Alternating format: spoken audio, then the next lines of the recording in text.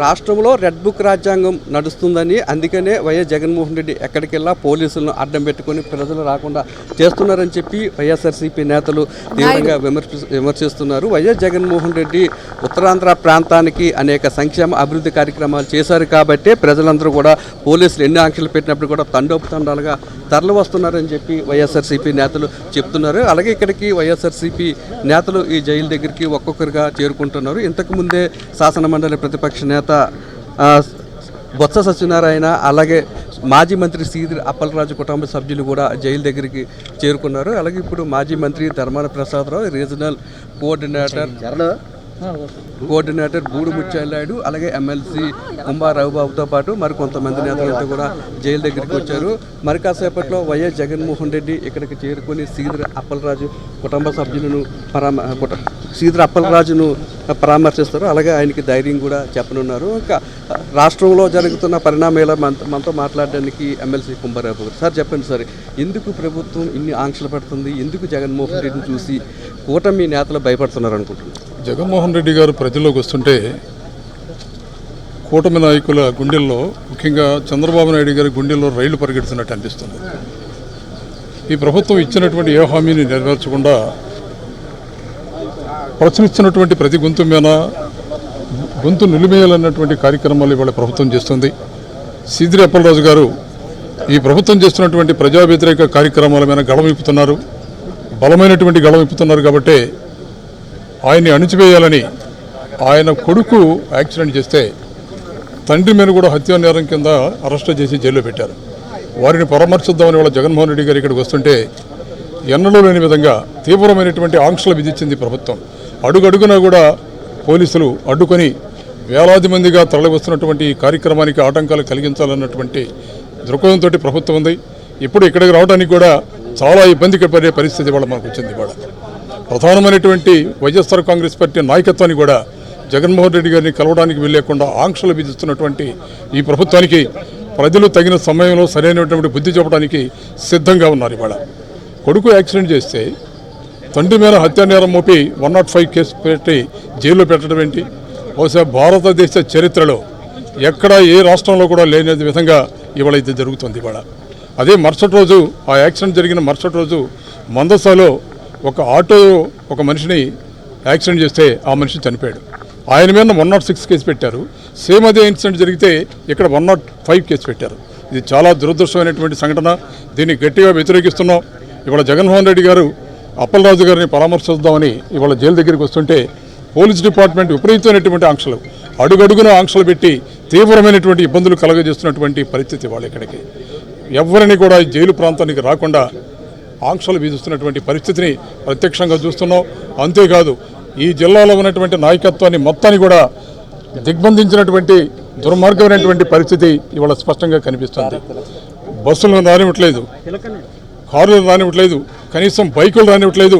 Ladies అని కూడా చూడకుండా తీవ్రమైనటువంటి ఆంక్షలు విధించి పోలీస్ డిపార్ట్మెంట్ తీవ్రమైనటువంటి అన్యాయానికి గురి చేస్తుంది. ఇవాళ ఇది ప్రజాస్వామ్యంలో ఉన్నామా లేకపోతే రాచరికంలో ఉన్నామా? మనం ప్రజాస్వామ్యంలో ఏ ప్రభుత్వాలు కూడా శాశ్వతం కాదు. చంద్రబాబు నాయుడు గారు ప్రభుత్వాలు శాశ్వతం కాదన్నటువంటి విషయాన్ని గుర్తుపెట్టుకోండి. మీరు ప్రతిపక్షంలో ఉన్నప్పుడు, ఆ రోజు జగన్మోహన్ రెడ్డి గారు ముఖ్యమంత్రిగా ఉన్నప్పుడు మీరు రాష్ట్రంలో ఏ ప్రాంతానికి వెళ్ళినా కూడా స్వేచ్ఛగా తిరగనిచ్చే పరిస్థితి వచ్చింది. కానీ ఇవాళ మీరు చేస్తుంది ఏమిటి? ఇవాళ ప్రతిపక్ష నాయకుడిగా జగన్మోహన్ రెడ్డి గారు ఇవాళ ప్రజల్లోకి వస్తుంటే ఏదైతే ప్రశ్నించే గొంతును నిలువేయాలని ఈ కూటమి ప్రభుత్వం ప్రయత్నం చేస్తుందో దానిని పరామర్శించడానికి కోసం ఇవాళ జగన్మోహన్ రెడ్డి గారు శ్రీకాకుళం వస్తుంటే అడుగడుగున ఆంక్షలు పెట్టి ఈ జిల్లాలో ఉన్నటువంటి ప్రజానీకాన్ని మొత్తాన్ని కూడా అణచివేసి ఎక్కడికి నిర్బంధించే కార్యక్రమం చేస్తున్నారు.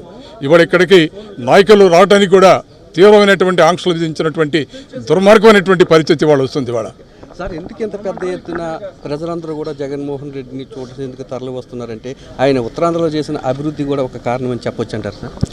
జగన్మోహన్ రెడ్డి గారు ముఖ్యమంత్రిగా ఉన్నప్పుడు ఉత్తరాంధ్ర ప్రాంతాన్ని అనేక అభివృద్ధి కార్యక్రమాలు చేసి పెట్టారు, ప్రత్యేకించి శ్రీకాకుళం జిల్లాలో.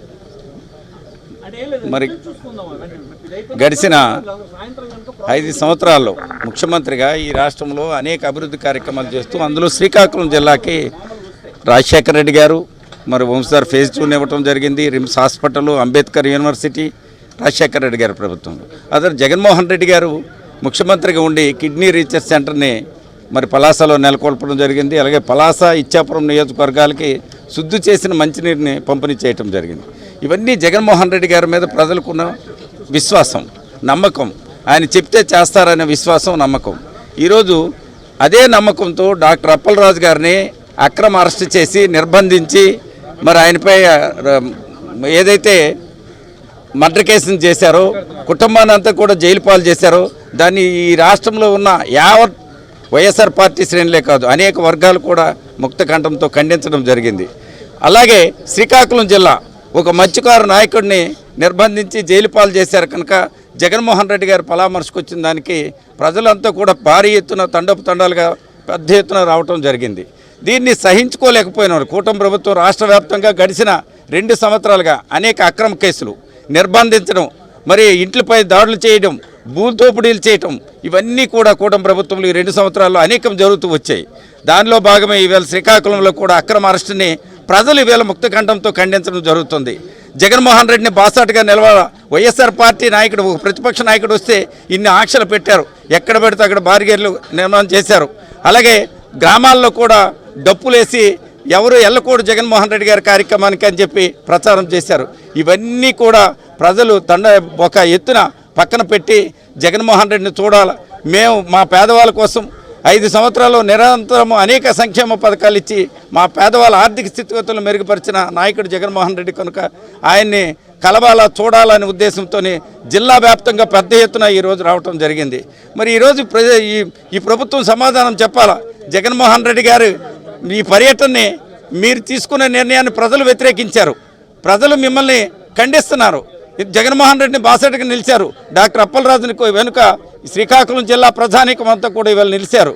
అందుకు కూటమి ప్రభుత్వం తీసుకున్న పోలీసులు చేసిన ఈ అక్రమ కేసులు ముక్తకంఠంతో ప్రజా తీర్పుతో వ్యతిరేకించారని ఘంటాపథంగా చెప్తున్నారు.